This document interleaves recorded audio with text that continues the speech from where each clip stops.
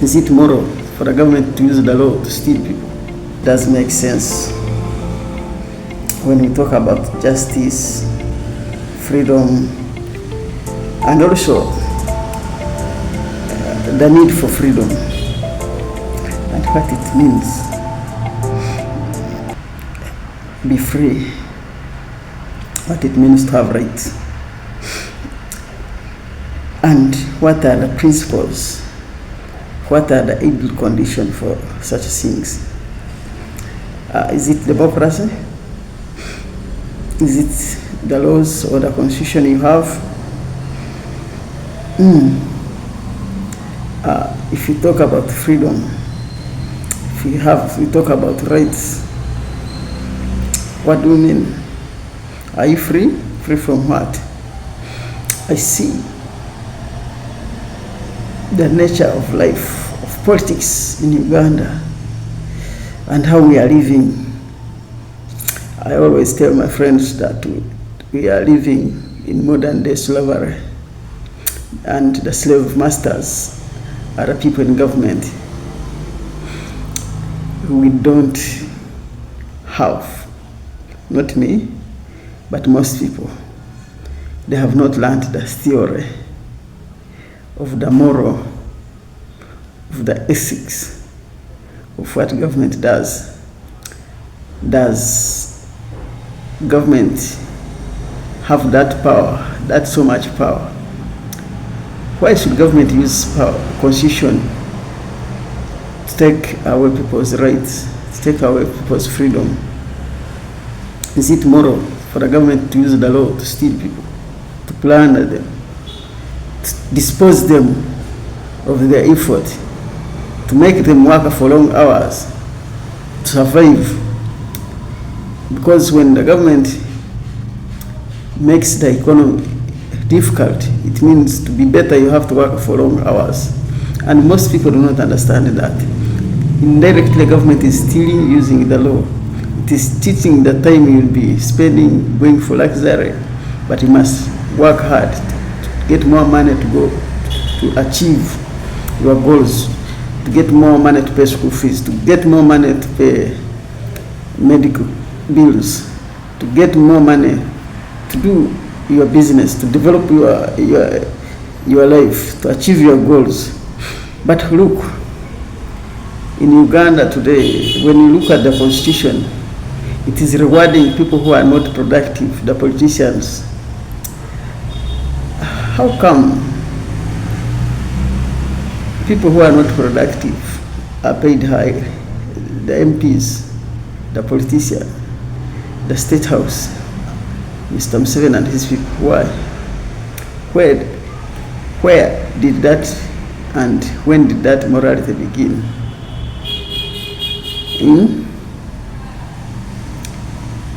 Look, when I talk about productivity, government has no money. All the money government has is from people. People pay tax. And why? The reason why the idea of taxation was advanced is for the government to do things which people individually can't do. Personally, I can't build a road, perhaps. I don't believe in that. Some people believe that the government should get taxes to do things which we can know individually, like security, like roads, bridges, and that. But individually, to my understanding, we can do them. So after government taking that money, what do they do with the money? They steal it. If they don't steal it forcefully, they use the law to steal it. If you read Frederick Bassett, he said they use legal plunder. That's what is happening in Uganda today. The people in Uganda are more dangerous than armed high robbers. They steal when the roads have potholes. They steal when hospitals don't have drugs, when the doctors are few, when the education infrastructure is collapsing. Look at how much they are paying themselves. One MP earning a salary of over 45 primary teacher, a teacher and MP who is more important, who can easily be replaced. We need to look at the economics of what these people are doing. I don't have good words for these people. I call them thieves, the thugs pretending to be leaders. So the entire system in Uganda, the government of Mr. Museveni, is totally brute. It is a criminal cartel stealing Ugandans.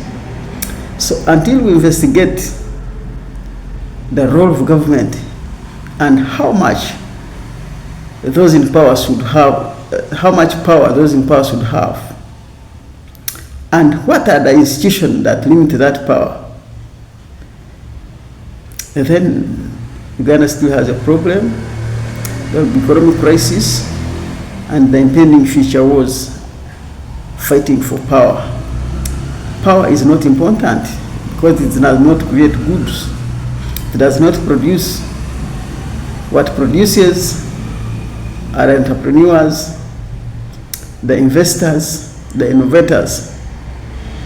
So when government does not know you because you are poor, government only knows you when you get money, you become rich, you build a factory, you build a big business, a wholesale business.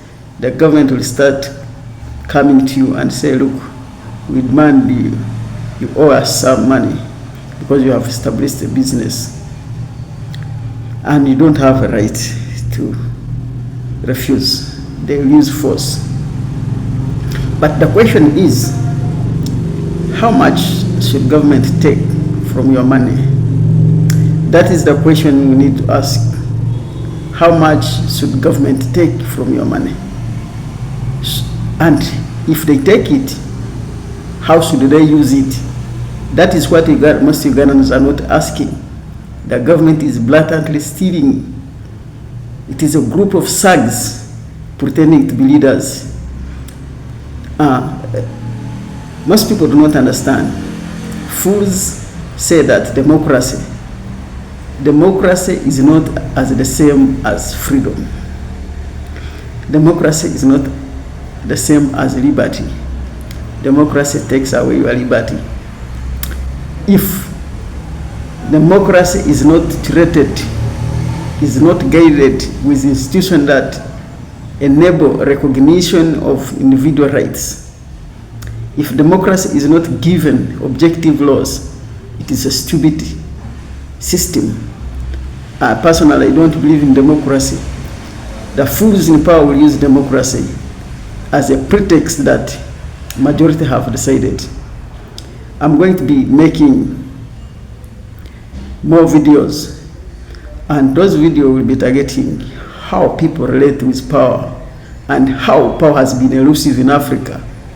They blame the ideas which they don't believe, which they don't know. So we must know what system that Ugandans need, Africa need, the world need. We need a system that is proper. The proper system is that which recognizes the independence, the freedom of every citizen.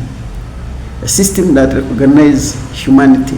Humanity doesn't mean a group of people through democracy, because they are majority, they should vote to take away the freedom of others, to vote away the economic freedom of others, to vote away the economic rights, the political rights of others.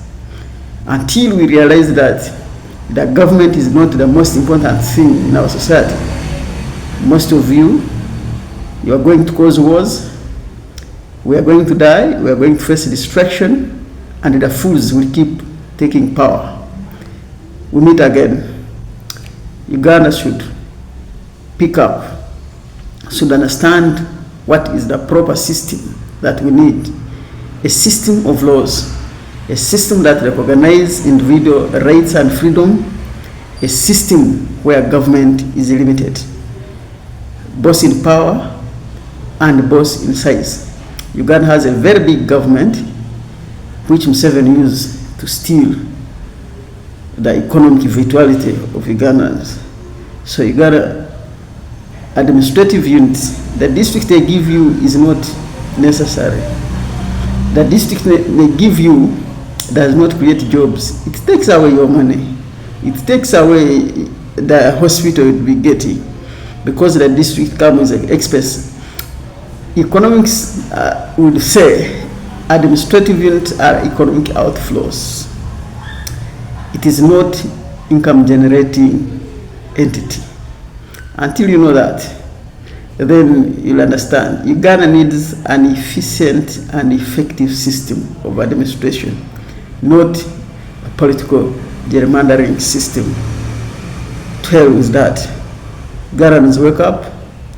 Before we embrace the political party you are in, before you embrace the ideology you are looking up to, you need to know what are its implications, what are the logic behind such. I always tell you, socialism is the problem, and most of you ignorantly cherish and promote socialism. Socialism takes things from you, takes your taxes and give it to a person in power, and give him more power to do things on your behalf. The more you give power to a politician, the less freedom you have, the less right you get. You lose your freedom the more power you give to a person in politics. So the politics we should be playing should be that which actually uplift individuals, the citizens, the society. Because some policies are dangerous. They cause dictatorship, like the socialist policies, the welfare. That's why I say at the beginning how much government how much work should government do. Government should do only that work which individuals cannot do